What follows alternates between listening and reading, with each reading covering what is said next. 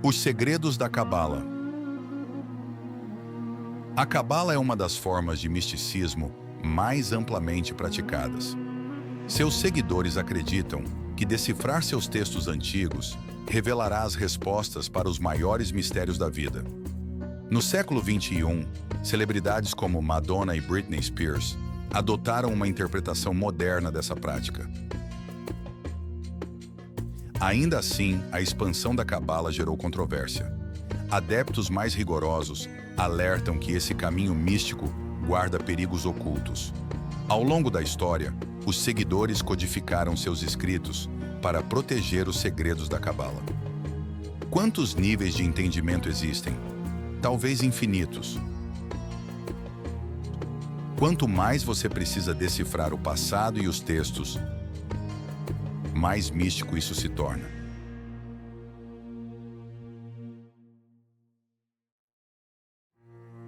Na Babilônia, no início do século VI a.C., um jovem israelita chamado Ezequiel teve uma visão.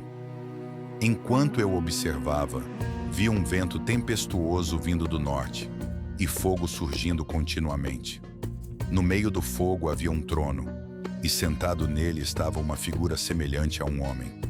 Ezequiel acreditava ter contemplado o céu e visto Deus sentado em seu trono.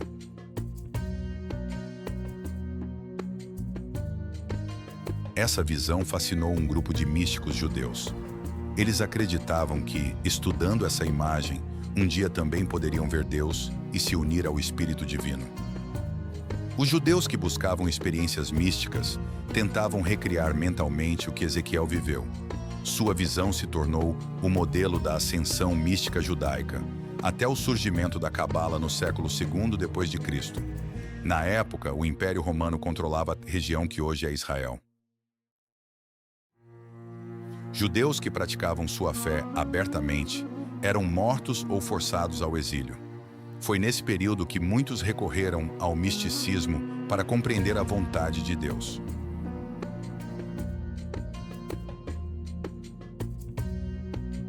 O rabino Shimon Bar Yochai foi um dos homens em busca dessas respostas.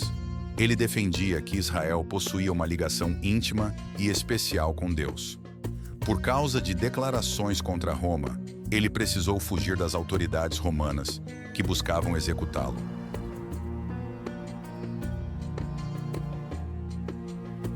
Segundo os textos judaicos, Bar Yochai permaneceu escondido por 13 anos em uma caverna em Pequim, Israel. Lá, ele meditava sobre Deus e o universo usando a Torá como guia. Seus métodos únicos e sua devoção fizeram dele uma das figuras centrais da história da Cabala. Assim como Bar Yochai, pequenos grupos de místicos judeus começaram a buscar uma compreensão mais profunda de Deus.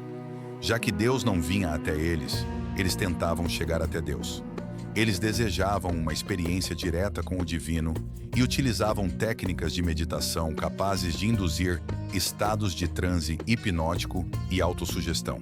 Essas práticas eram mantidas em segredo. Os místicos alertavam que eram perigosas demais para pessoas comuns. Lendas antigas contam que alguns iniciantes enlouqueciam ou até morriam por não estarem preparados para as forças espirituais que despertavam. Se você não for puro o suficiente, se não for humilde o suficiente, talvez Deus não permita que você complete essa jornada. Por meio da meditação, os místicos acreditavam alcançar uma visão semelhante à do profeta Ezequiel. Nessa visão, a entrada do céu era bloqueada por uma série de portões. Para alcançar Deus, era necessário atravessar cada um deles. Os portões eram protegidos por anjos ameaçadores que impediam a passagem dos indignos. Antes de avançar, os místicos precisavam aprender os nomes complexos desses anjos e repeti-los um número exato de vezes. Eles também usavam amuletos para se proteger do poder angelical. Se atravessassem todos os portões e chegassem à sala do trono, então receberiam a visão e aprenderiam os segredos. Os místicos acreditavam que esses segredos permitiam compreender os pensamentos de Deus. Mais ou menos na mesma época, místicos desconhecidos registraram uma ideia revolucionária em um livro influente chamado Livro da Criação, ou Sefer Yetzirah. O texto descrevia como Deus criou o mundo usando as 22 letras do alfabeto hebraico. Deus falou, haja luz. Mas em qual idioma Deus falou? Para os místicos, Deus falou em hebraico. Assim, as 22 letras do alfabeto hebraico seriam o próprio alfabeto da criação. O Sefer Yetzirah tenta explicar a criação do mundo de maneira mais detalhada do que o livro de Gênesis. A ideia central é que Deus criou o universo através da linguagem. Não apenas com palavras, mas com letras individuais. Por exemplo, Deus teria combinado as letras que formam a palavra pedra, e assim, uma pedra passou a existir. Da mesma forma, todos os objetos do universo teriam sido criados por combinações dessas letras sagradas.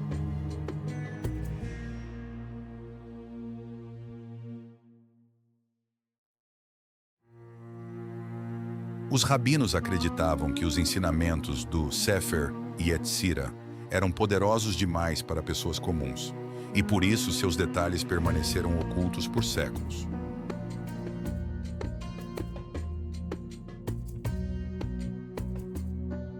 No século XI, as cruzadas iniciaram uma nova onda de perseguição aos judeus. Enquanto exércitos cristãos tentavam retomar a Terra Santa dos árabes, muitos judeus fugiam da tortura e da execução. Espalhados pela Europa e pelo Oriente Médio, eles levaram consigo suas tradições secretas. No século XIII, os ensinamentos místicos já haviam alcançado comunidades judaicas na Alemanha, França e Espanha. Foi então que o termo Cabala, que significa recebimento em hebraico, passou a ser amplamente utilizado para descrever essa tradição. Estamos falando de pequenos grupos de rabinos e mestres espirituais que reuniam antigas tradições, desenvolviam técnicas de meditação e reinterpretavam Deus de maneiras surpreendentes.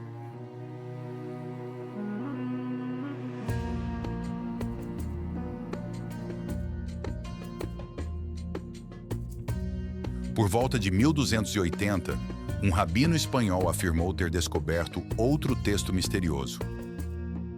Esse livro se tornaria o mais importante da história da Cabala.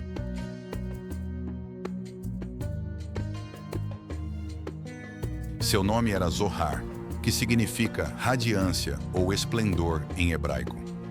O Zohar é considerado a obra-prima da Cabala. Suas ideias eram radicais e perturbadoras. Escrito principalmente em aramaico, o livro era repleto de simbolismo obscuro e linguagem erótica. Assim como há despertar abaixo, há despertar acima. Masculino e feminino se unem. O desejo prevalece. Os mundos são abençoados. Acima e abaixo existe alegria. Até hoje, a autoria do Zohar permanece um mistério. Muitos cabalistas acreditam que Shimon Bar Yochai recebeu inspiração divina para escrevê-lo enquanto vivia escondido na caverna, no século II. Outros estudiosos suspeitam que o manuscrito foi escrito 1000 anos depois, talvez por um cabalista espanhol ou até mesmo por um grupo de rabinos. Curiosamente, o texto contém palavras medievais em português e espanhol, o que reforça as dúvidas sobre sua origem.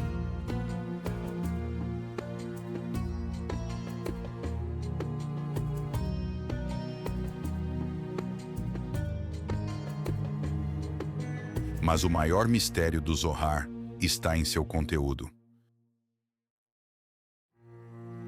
Você precisa se esforçar muito para decifrá-lo, e é justamente isso que o torna tão fascinante. Decodificar essas passagens complexas prometia uma compreensão mais profunda de Deus e da relação entre o divino e a humanidade. O Zohar enxergava a Bíblia como um código secreto. Cada evento, cada narrativa e cada lei bíblica revelava não apenas acontecimentos da Terra, mas também os mistérios internos de Deus.